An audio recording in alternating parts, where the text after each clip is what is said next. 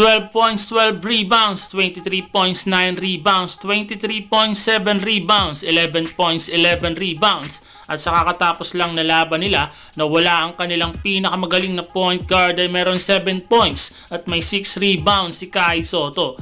Pwede na ba itong dalhin ni Kai sa malapit ng NBA Summer League? Impressive na ba ang ginagawa ni Kai ngayon sa Japan B-League? May mga nagsasabi na kulang pa rin ito para makatungtong ito sa pangarap nitong NBA. May iba na bang nagsasabi na nag-improve na talaga si Kai na pwede na ulit itong subukan ng kakayahan nito sa NBA Summer League. Kung makakapagpakitang gilas na ba ito doon? Ayon sa report ng Spin.ph, sinabi ng assistant coach ng Sacramento Kings na si Coach Jimmy Alapag na kaya ng mga Pilipino na makapasok sa NBA base sa kanyang observation bilang assistant coach ngayon ng Sacramento Kings. Yung transition daw kasi ng mga games sa NBA ay pumapabor na sa laruan ng mga Pilipino player. Umaasa at hopefully daw meron ng Pilipino na naglalaro sa NBA sa mga darating na panahon.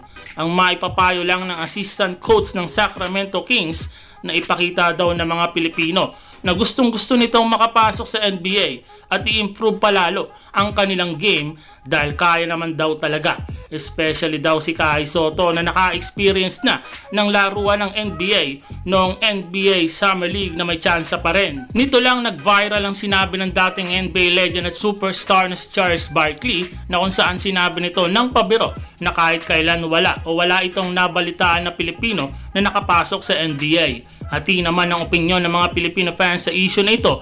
May ilang nagsasabi na real talk lang ang sinabi ni Charles Barkley na totoo naman na wala pa talagang Pilipino nakapasok sa NBA. Merong may dugong mga Pilipino pero full-blooded at homegrown wala pa talaga. Marami ang sumubok pero lahat nabigo. Kasama na dito si Kai Sotto na naglalaro sa Japan B-League ngayon na susubok muli ngayong NBA Summer League. Kung sakaling maglaro muli si Kai Sotto sa NBA Summer League ngayong taon, ano ba dapat ang mga gagawin nito para mabigyan siya ng offer ng isang NBA team na hindi niya nagawa dati?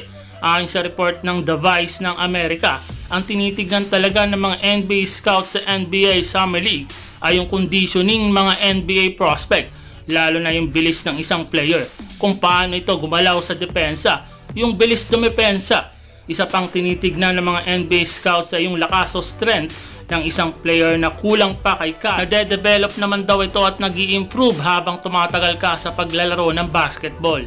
Tinitignan din ng NBA scouts ang shooting ng isang NBA prospect, yung stats at average nito sa game.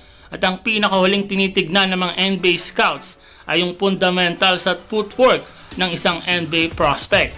Sa opensa man at sa depensa, sumining dapat ma-impress at mapahanga talaga ni Kai Sotto ang mga NBA scouts kapag sumalang ito ulit sa NBA Summer League. Madaling sabihin pero mahirap. Kung magagawa lang ni Kai Sotto na mag-double-double sa NBA Summer League, malaki ang tsansang makuha at maganda pa ang depensa nito. Questionable kasi ang conditioning ni Kai last NBA Summer League tapos may injury pa. Kaya curious tayo ngayon kung paano ba ang magiging laruan ni Kai Sotto ngayong mas kondisyon at mas nag-improve na ito sa tulong ng Japan B-League. Kung baga abangan natin na maglaro ang mas ready at mas nag-improve ng Kai Sotto at yun ang nakaka-excite, suporta lang. そして森と河村のバックコートコーナーではキングカイ